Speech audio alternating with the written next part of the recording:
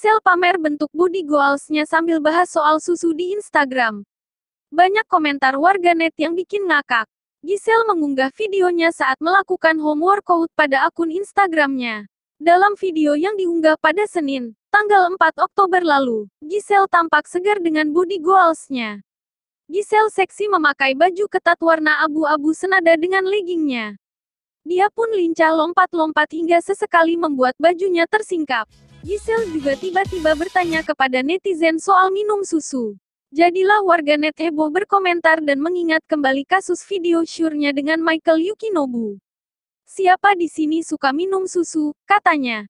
Video yang telah ditonton sebanyak lebih dari 1 juta kali ini juga dibanjiri komentar dari netizen. Hot mom, tulis netizen. Semangat olahraganya. Biar gak kelihatan kendor nanti pas syuting part 2, guda netizen. Wow, susu, imbuh yang lain. Susu apaan Mbak Giselle, kata warganet lainnya. Pikiranku kemana-mana, ujar yang lain. Ealah susu bubuk. Aku kira susu kental-kentul, kata warganet.